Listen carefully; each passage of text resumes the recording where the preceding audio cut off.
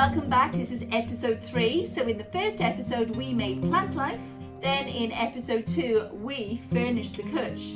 So today you're going to be joining me and we're going to be making a slice of nature. Right, so if this one isn't a tester of your willpower, I don't know what is. Whose idea was this? Anyway, this is a recipe out of my book, but I've altered it. So this was the recipe in there, but instead of using maple syrup, I'm just using golden syrup. And I've actually doubled the recipe. So we're going to be making an awful lot of this cake. So the first thing I need to do, I need to melt both my butter and my golden syrup. It's an absolute disaster. So I don't know why I thought I had the willpower to do this.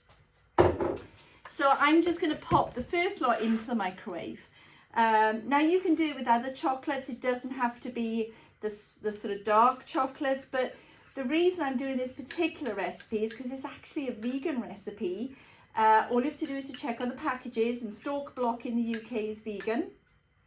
The particular dark chocolate I'm using is vegan as well. So yes, lovely. Right, so into the microwave. Pop it in. Now, 30-second increments, that's how long we're going to melt it for. So 30-second increments, and you're basically just melting it all down. It needs to go a little bit clear, but you don't want it bubbling. If it does start to bubble, just let it rest. Don't put your hands near it, because butter and, well, you know, fake butter as we call it in our house, and syrup gets really hot, doesn't it? So I'm just going to take it out to the microwave now. Let's have a quick look. So can you see, it takes a long time for the Stalk Block to start, but it's already soft, look. So don't be fooled into thinking, oh, I'll just stick it in for 2 minutes to save time. Depends on the temperature of the day, doesn't it? So if the day is a really warm day, then your block will already be soft. There we go. But in the meantime, let's talk about cake rings. Now I have literally wrapped some cling film round and round and round this cake ring. And what I'm going to do is stuff it inside, because cake rings have no bottom, so therefore I've got one of my 10-inch multi-size bases, so I'll be using that. The thing you're going to need is some greaseproof paper, which I don't know about you, it's really hard to get hold of at the moment, so it's been quite tricky getting hold of it. You can use baking parchment, but I don't want to use the one where it's got the wax on it. This is wax free. So I've got a strip that's wide enough to go all the way around, and what I'm going to do, I'm going to cut that strip off. You can tear it off as well. Now in the book I used 3 layers, and I literally just went into thirds, which we could do on this one. You could even go quarters. Fold it again. Doesn't have to be perfectly straight either. And then on one side I'm going to cut lots of little strips. Now you can grease the side of your tin, but I don't know about you, if you've ever tried to do something with cling film, boy is it sticky. So I've cut to the end, not quite. So the other thing we needed to do you remember? We need to put this in the tin. So this is the fiddle. All of those years doing marzipan cakes will stand you in good stead, and you can have it going round slightly further, which is what I tend to do. Because don't forget, this is a tree stump. You don't even have to worry if it's a perfect shape. This isn't like your perfect marzipan wedding cake either. But what you can do, you see this overlap? You can fold that back and fold this bit forward, and it just gives you a little bit of leeway. I've got a 10-inch round tin liner. Now this is Bako Glide, which I'm going to pop in the bottom. And that's just because cling film's not that easy to get it off. So let's pop that to one side. The chocolate hasn't melted, just an important distinction there. Can you see this is nearly clear now? So I'm just going to pop this in, check the temperature of the bowl. This is going inside, and it's going to start melting that chocolate even faster. Now usually I do this in a nice big metal bowl, glass bowl, but all my glass bowls are at home. So I'm frantically praying we don't melt this, because wouldn't that be a candid camera moment? So that mixture is all just about ready to go. Now you can bash up your bourbons and your biscuits into a sandwich bag with a rolling pin. But what I find is some biscuits go like crumbs. Now the ginger biscuits are in there for crunch. The bourbon biscuits are slightly softer. In the book I use oaty biscuits and bourbon biscuits. So, you know, if you like oat-based biscuits. And I'm leaving the cream inside these, whereas in my book, I steal the cream out of the centre of the bourbons and I use it for earth. So if you want to put a little bit of mud somewhere on a cake design, the cream from a bourbon biscuit can be kneaded back together and it's perfect. So, but you can have chopped pecans, chopped Brazils, chopped walnuts. It's absolutely delicious, this bit. See, I'm being really good. I haven't stolen one. That's saying something. So if you like, stir those in a little bit because you get some bits coated. It's a lot easier. And then you put in a handful of the biscuits, and I tend to crush as I go. And I'm not completely crushing. Oops, did you see that fly? Because if you completely crush, it's not that great. Trust me, we've been there. It's like mush. You need some big chunky bits in your biscuits just to get a bit of a bite. And when you slice it, it gives you a nicer slice, a nicer appearance to the slice. Okay, do you want me to show you my trick when you get to this stage? So you've kneaded it quite a lot. It's mixed in, but your arms are getting a bit tired. So what do? You dump it all into the other bowl. And can you see that the wet mixture is now on the top? So when you put that into your prepared container, because these can be pudding cakes that you've bought in the supermarket, but look, the wet bit is now going to go in first. So you can keep mixing it a little bit. I tend to just put it in straight from here. So let's get rid of this one, pop it to one side. So we're going to get this now. And I would love to say that I go in nice and cautiously, but I would be fibbing. Oh, it's amazing. So you put a big lump in first. Let's move that to one side. Big lump in first, and I get my rolling pin, and I just bash down only the corners. Now, you don't have to have it giant size if you don't want to. You can have it half the height of the cake, but I just wanted a really nice big chunk of chocolate biscuit cake. And this has got a good couple of weeks shelf life as well, and it freezes really well. So when you come back into the next part, we're going to start decorating it. So let's take a quick break, and after that we'll be making some chocolate bark. Hello, my name's Rhianydd Webb of Dragons and Daffodils Cakes.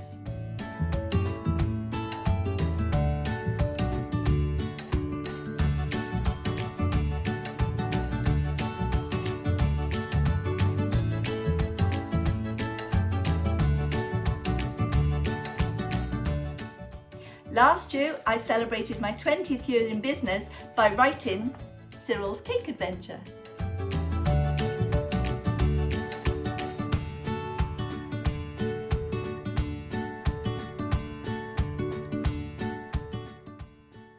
So join me for the next 6 sessions for Woodland and Whimsical cake art. Right, so I've released our lovely chocolate biscuit cake from the mould. I think it looks fantastic. I don't actually want to trim it or anything. I just want to keep it as it is. So I'm going to set this to one side and I'm going to show you how to temper some chocolate. Now, I've got 1 kilo of chocolate here. I've bought this in the supermarket. I bought it in my local supermarket, and I know it's a vegan one because it says it is. So this entire cake is going to be a vegan one. So just so that you know. You can look for the dark chocolate that you prefer. This one's about a 44% percentage, which is fine for what we need. It will never dry to a really, really hard snap, you know, but we need it to be nice and tasty as well. We need to be able to cut through it. So I'm going to pop it into the microwave to start it off, and it's going to go in for 1 minute. And while we're doing that, I'm going to show you how I've made my molds.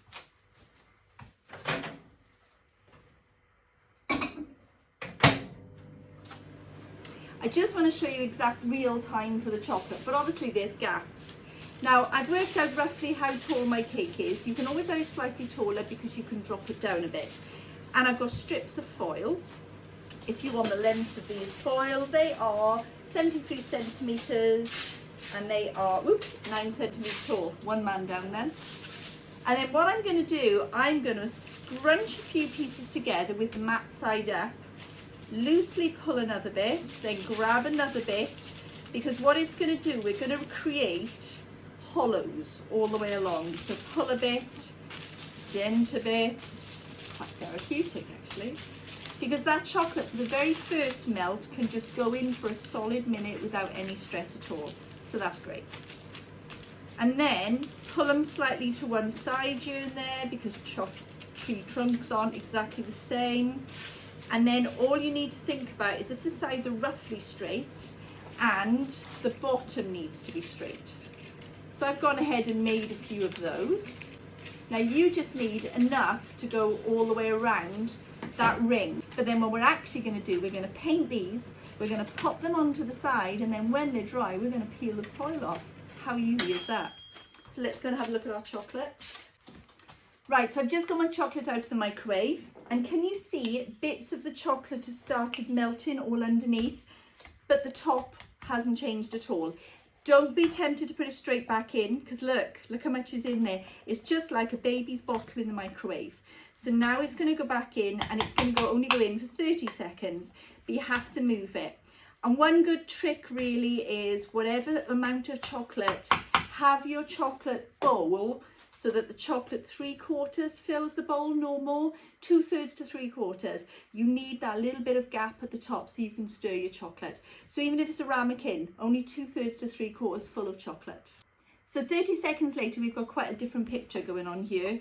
There's a lot more liquid chocolate. Now that is because it's only 44%. So dark chocolate that I normally use is around in the mid 50%. I'm not that big a fan of dark chocolate. I found that my clients tend to prefer about a 50% chocolate. But as I said, this one, people are going to be cutting through this on the side of the cake, and I don't want it to be like a brick. I don't want it to be so hard that you can't eat it. Now our goal is to only melt 2/3 to 3/4 of the chocolate. So as you can see in here, there are still lumps, but there is some liquid stuff as well, if you can see. So I'm going to put it back in, but this time we're now doing 10 to 15 seconds. It goes really quickly, doesn't it? Let's put it back in. Right, there's a lot more liquid chocolate in here now. So what we're going to do now, we're just going to keep stirring. And if you're wondering why I'm using a wooden spoon, it's because quite often I snap plastic spatulas when I'm working with chocolate. So for other things, I adore plastic spatulas. But when I temper my chocolate, I just want to get back in there with my wooden spoon. So can you see? There we go. So some lumps, they're going to melt all on their own. Don't be tempted to put it back in.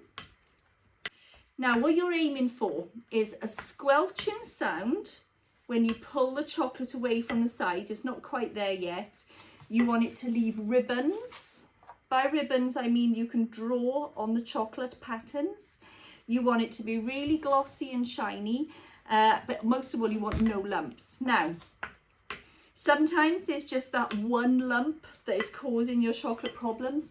Why don't you just whip that little one lump of chocolate out? Don't just stubbornly keep trying to melt it. Take that one lump out. It's not worth the hassle. There's always one.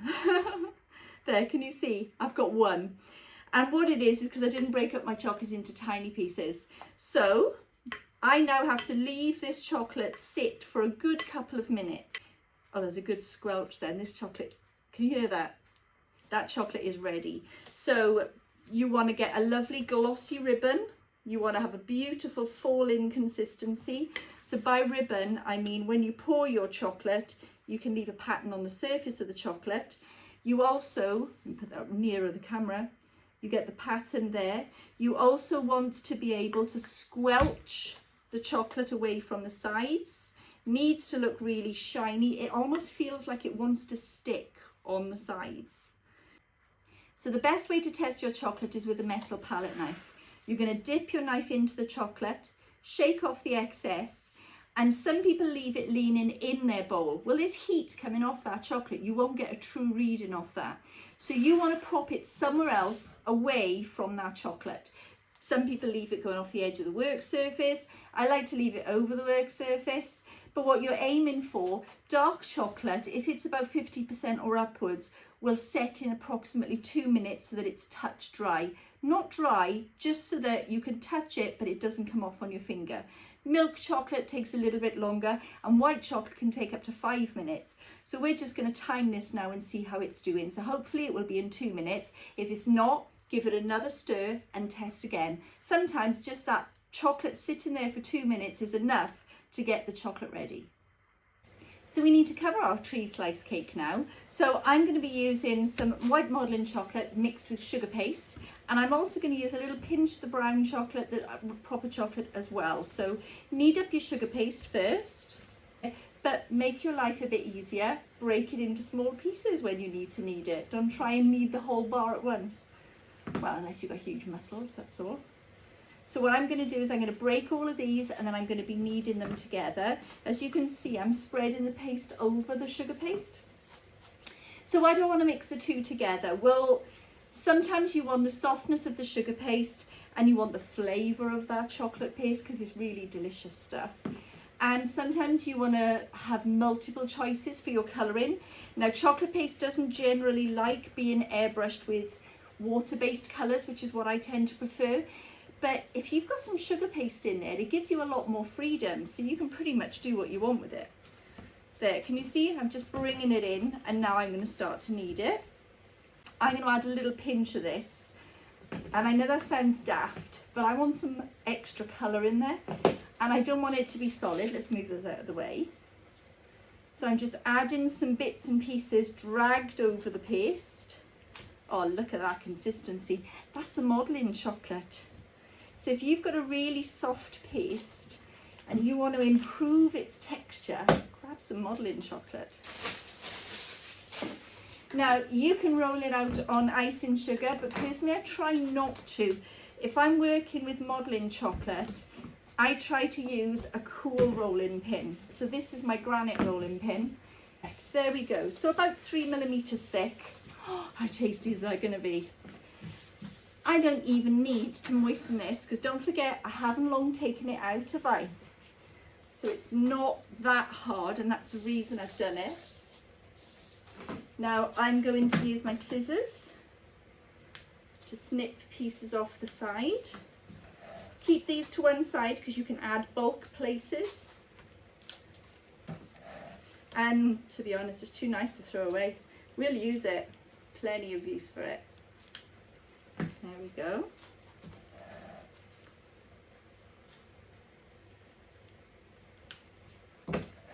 There we are. Right, now the reason I'm not being neat when I'm cutting it away is because this is how you achieve the edge to your slice without thinking too much about the shape in general, but I just want it quite rough looking. We might get some chunks as well taken out of it. All I've got to do is make sure I've got enough room for the shelter to sit on the top for Fryn's cutch. Okay, so I'm going to get... So I need my smoother now, and I'm just patting modelling chocolate with sugar paste added, pushing it into place first. It's looking great.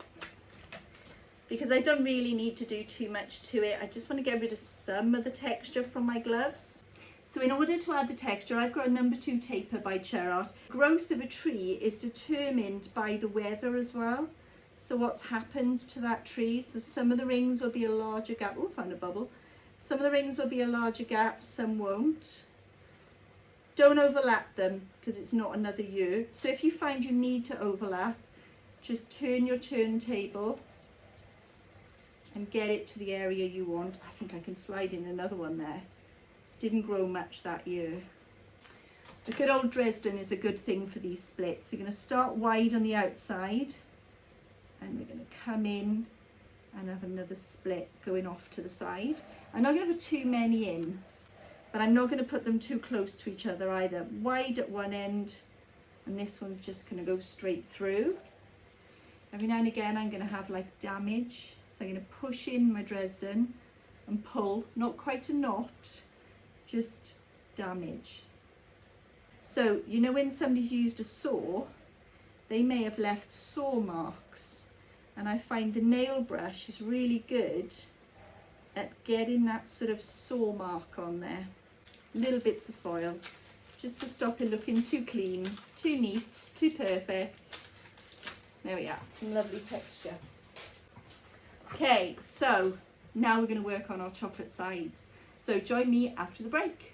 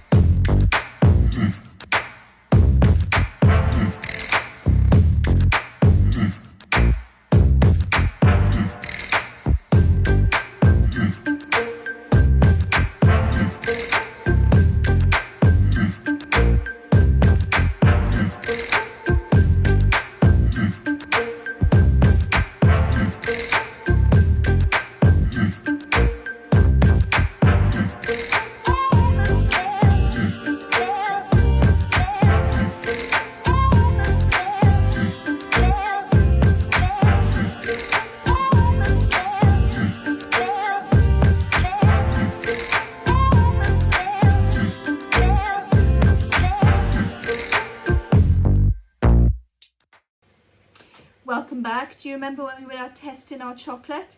Well, I scraped it off my knife and I gave it another go because now it's tested nicely. Can you see it's matte on the back? So this is ready for us now. And I'm just going to give it a quick stir just to show you. Can you see it's slightly thicker? I need a thicker consistency for what we are about to do. It's going to be messy. So I wasn't kidding when I said paintbrush. Now these need to be bought specifically for cake. And not used for anything else, but you can buy them in kitchen shops, can't you? Decent sized ones.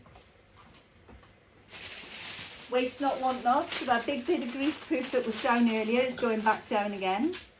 It was only used for this, so I'm going to pick up my first piece. I'm making sure the shapes are nice and tight how I wanted them, and now I'm going to be generous. No scrimping on this chocolate.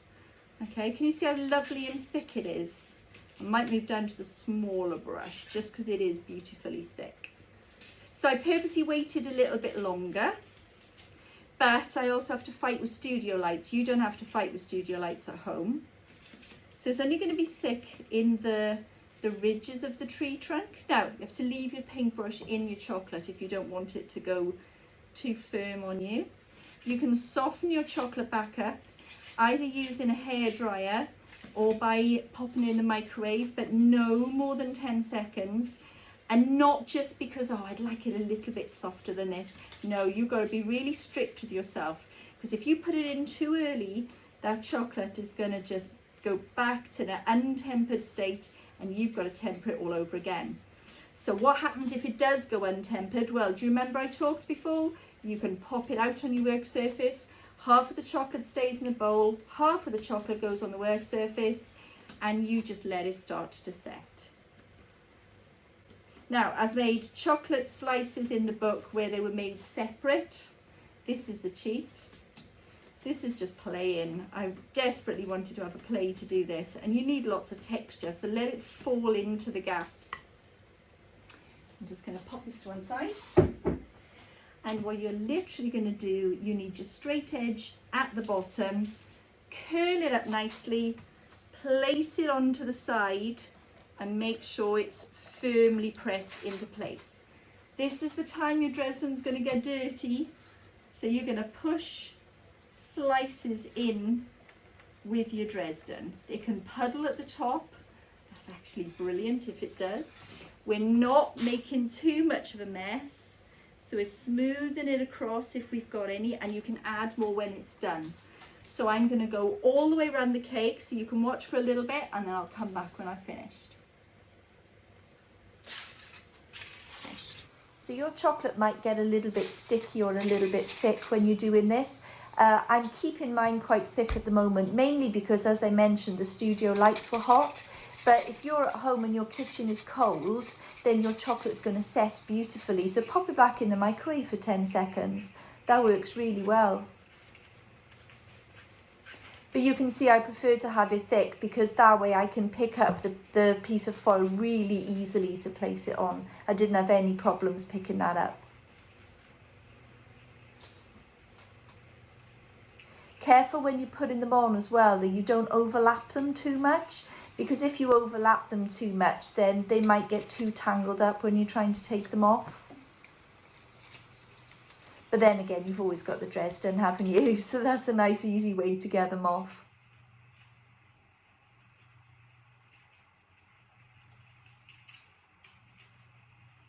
So as you can see, I put a fairly decent amount of chocolate on here. So if I'd use a really good quality Belgian chocolate, it would have just been too crunchy.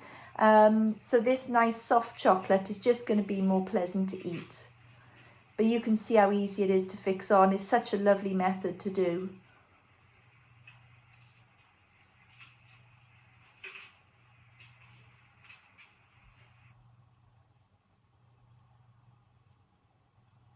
Make sure you press them all on as well, just to make sure they're nice and even. If they're not even, then that one will look like it's just falling away. So you can just gently press with your gloves, and the gloves mean you won't leave any fingerprints either. Now you can see my chocolate actually looks looser here. It hasn't been back in the microwave. That's literally just because it went from the back desk onto the table in front of the lights. So if your chocolate is getting a bit too cold, a hairdryer is the fastest way to get it better.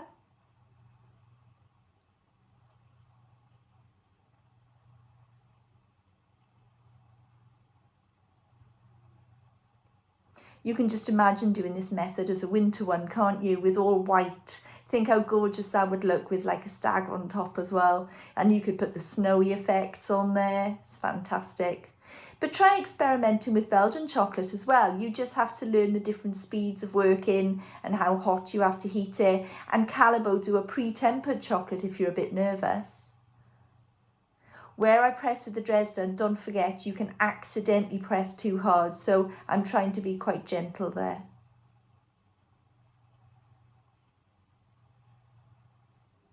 So I only used 6 pieces going round in the end, and it was a 10-inch round.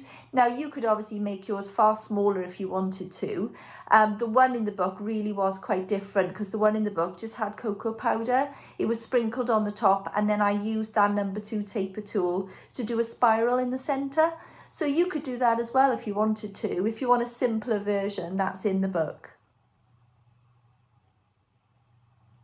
This was just something I'd had a hankering about for a while.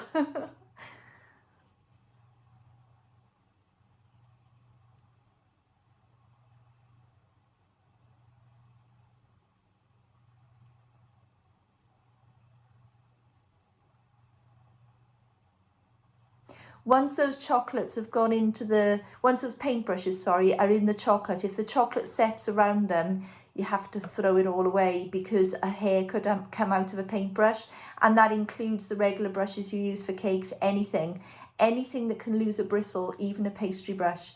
So that chocolate has to be soft enough to move the brush easily in and out. If it sets in there, throw all the chocolate away just in case. That's looking fab. Now when you're peeling all of this off, be really, really careful, and just don't leave it set too hard first. I left mine till it was slightly sticky and just peeled away the foil. If you think a bit looks too smooth, just grab a bundle of the foil and push it in the gap. So that foil will leave a texture, because the chocolate would still be slightly soft. So it's really easy to get texture on chocolate. And of course you can scrape away with your Dresden as well, can't you? There you go. I think that's looking fabulous. There's only one piece to go on there now.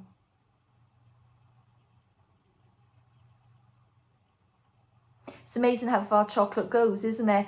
There's about 200 grams of chocolate left in there. Now, if I hadn't dipped a brush in there, then I could have put that chocolate into a chocolate mould.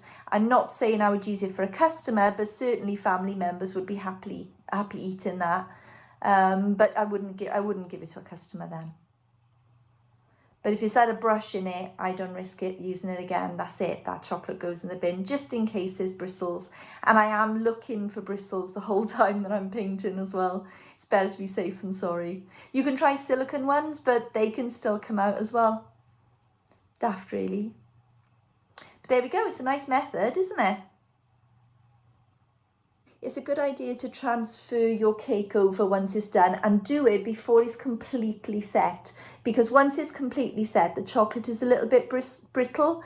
So I've transferred it onto a cake card. Now I've put some chocolate on top of the cake card, and I'm moving it over onto a clean piece of like the plastic mat I was using. So you can see the cake card there with the chocolate on top, and fixing the cake down. But doesn't it look fab with all the foil removed? And if a bit breaks off, stick it back on again with the chocolate. Easy, and it looks so effective. So that's our chocolate biscuit cake. Join me after the break and we will be moving on.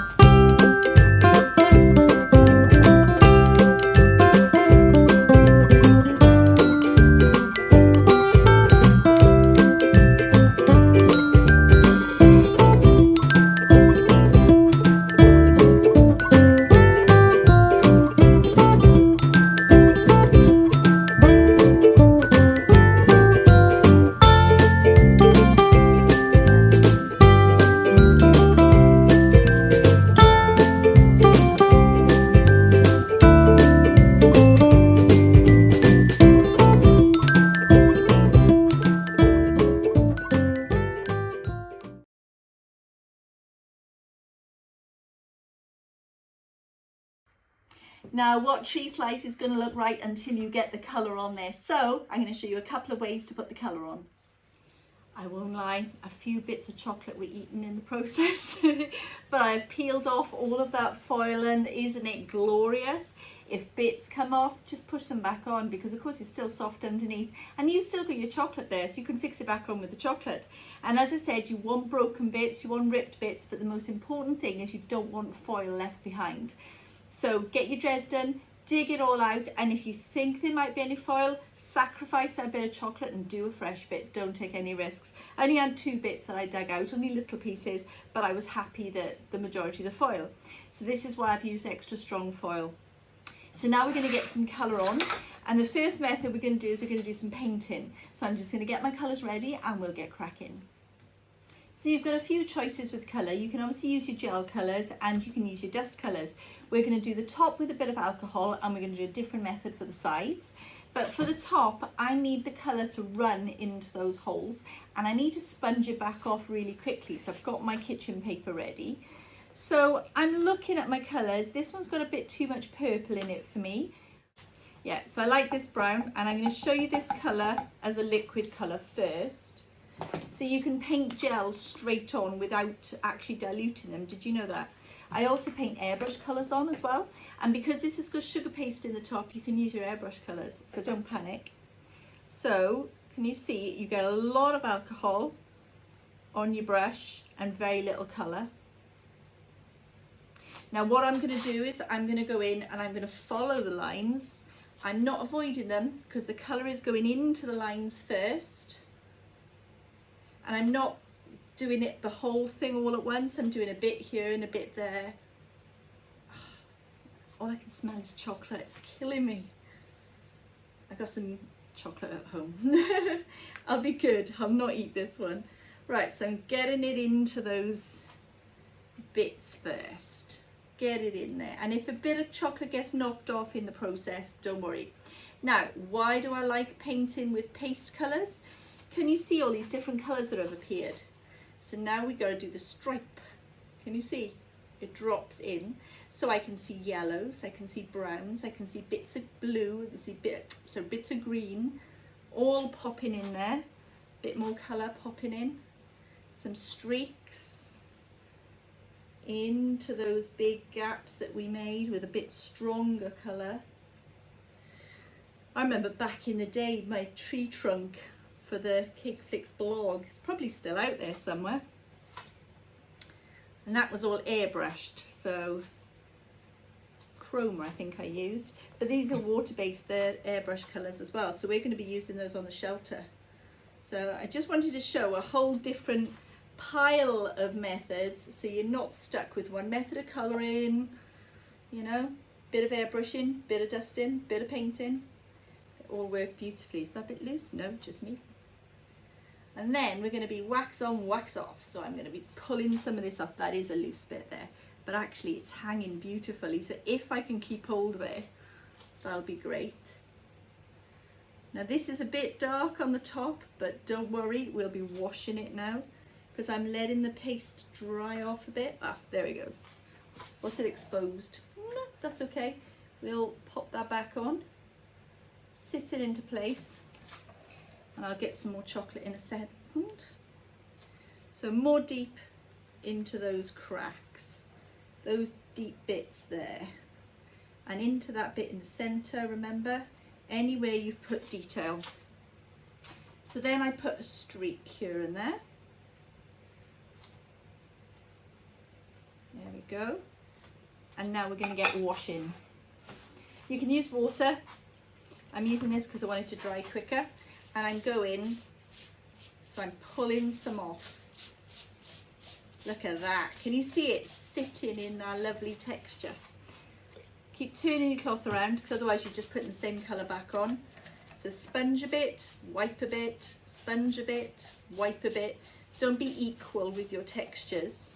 Oh, it's gorgeous already. Can't beat a tree. But actually that's a good thing to sort of mention. It's a tree. They're all different. You don't have to be perfect with this. You just have to have fun with it. Make sure you don't wash the colour out of that big groove, because can you see now it's really highlighted, isn't it? A couple of light streaks here and there. You can wash it with water. The only reason I'm doing it with the alcohol is because I need it to dry quickly so that we can keep going. I think it's lovely. That's really cool. I can't tilt it. Not very much. There we go, just a little bit. Oh, did you see that then? It's got a cake card underneath, but it's only a cake card, you know? Right, so I'm going to go and get my next method of colouring ready. Join me in a bit. Welcome back. So I took a little bit of colour off the top and I'm much happier with it now. It's got some dark lines, it's got some dirty patches, it's got some scratches that I put in there, the lovely deep grooves. So that top needs to dry now. So now we can move on to the side. So I've melted some cocoa butter and it is the Squire's Kitchen one. You can use whatever brand you like, whether it's Saracino, there's loads out there. So you get the one that you like, but you need to use cocoa butter with dusts. So again, your brand of dusts that you like. So I'm going to get the two colours of chocolate. I'm going to get a bit of white in there as well. And I'm going to get a bit of black. So you can see this cocoa butter is melting really quite nicely there. It doesn't take a lot. I've put a decent number of calories there. The only bit the cocoa butter paint is going to be used for is on the side, because how else are you going to get that really deep colour in? So we're going to zoom in now on this side and we're just going to get some details on. Now you can see a little patch of bloom there. The bloom is because, as I mentioned, this is a lower percentage chocolate, so it may not have all tempered correctly, but we're going to use that to our advantage this time. So I'm going to primarily be using the milk chocolate, I think, because I think that's such a good middling brown. It just works really nicely. Because what I want to be doing is stippling some colour on. So I'm going to have a patch of white over this side, because you need to get those lighter tones in. I don't want yellows though. I'm going to put the lids on because I'm very accident prone. So a fairly battered brush, nice and battered. Make sure it's dry. You've done so much work today. Well, all the brushes are wet. Oh, look at that colour. Isn't it gorgeous? And get in with the white as well. So can you see I've got a completely different shade in there now. So we're going to be doing the old brush on, brush off again. So I've got plenty of kitchen roll ripped into sheets ready to go. Let's pop it there. So even where the texture is, I'm going to stipple on with the two colours over the top of each other. And yes, we've got dark chocolate already, but you still put the other colours on. So I'm just doing bit by bit by bit. The last bit I'll go over with is the black, because we don't want this all the same colour all the way around, do we? Oops, any bits that come off, don't forget, it's a tree. There we go. So this light colour is really working for me, I think. So this is a little bit of milk chocolate, a little bit of white. And don't forget, you've got spare chocolate still, or I know I have. So you can always repair anything that needs it. I'm going in with the dark chocolate as well later on. Get a bit more cocoa butter, mix it in, a bit more white, a bit more brown, and we just dab in the light colours here and there. I'm not particularly wiping these off. I'm just letting them go where they go, because we're going to go in with a range of colours. Sorry about the clanking, but the aluminium one keeps it wet, keeps the chocolate hot. So much easier. I did promise you it's going to be a little bit stage further than the other one, but it's not like you're having to work really hard on a competition piece, you know. This could almost be an afternoon tea where the grandchildren are coming, or the nieces and nephews, and you just want to play with them a little bit and say, oh, go and bring that log in from the fire, and then their hands get all chocolatey and they say, hang on. Too much fun to be had there. So I'm just catching bits and pieces. So this is the milk chocolate mixed with the white. So I'm just going to carry on painting, and I'm just going to let you watch, and I'll explain if I do something different.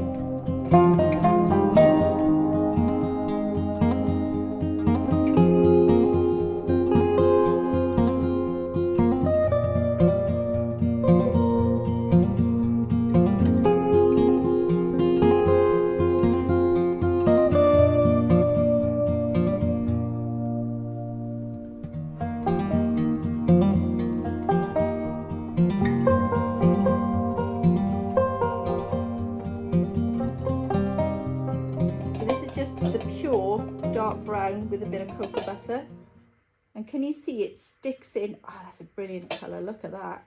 The combination when you've gone in with multiple colours and when you're going in over chocolate just gives you loads of texture. Because I'm actually going to get this, oops, because that bit broke. I'll get some chocolate and I'll repair that, so I'll leave it where it is for now, because I don't want to change the painting quite yet. It's because it slid on my turntable.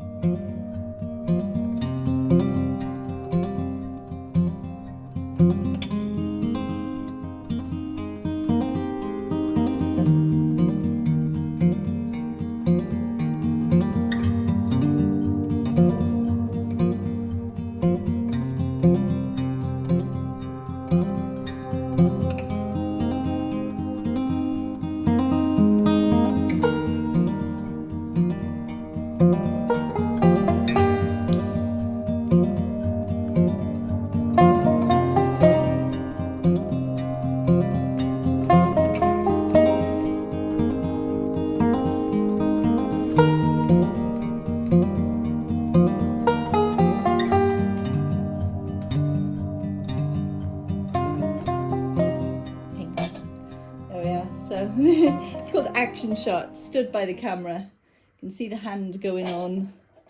You go where you need to, don't you?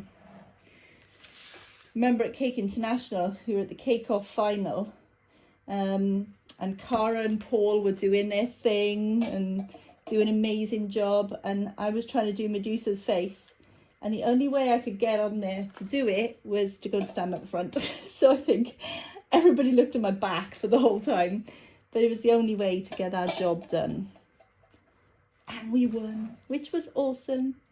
And we had fabulous opposition because we had the awesome Herborian and lovely Molly, who you know.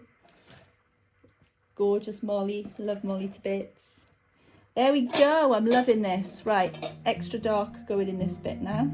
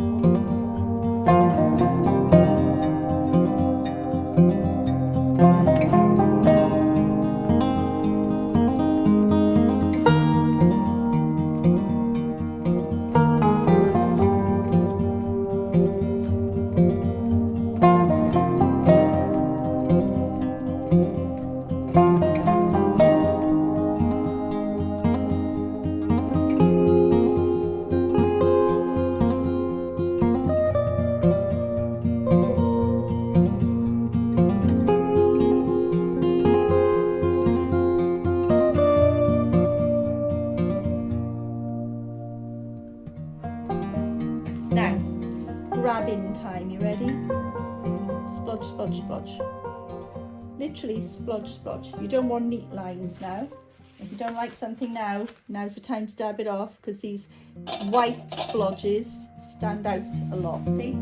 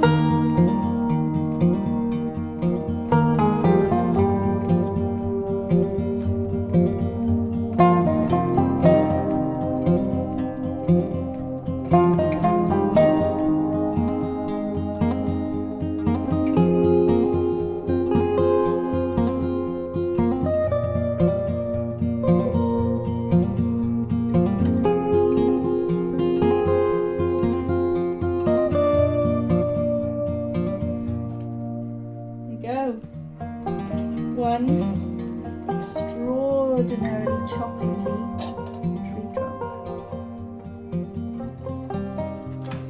fancy a slice. There we go. Yeah, I think we'll add moss later. Yeah. So all of these colours left in your palette, what I want you to do now is to let them go cold, get a nice Ziploc sandwich bag, slide them inside, and then keep them somewhere cool, so when we do finishing touches we can go back and add any extra colour we want to do. But that's our tree trunk. So doesn't that look fantastic? I could just do with a slice right now. So join me next time and we'll be making Fryn's Kutch, right from edible twigs up to springy moss roof.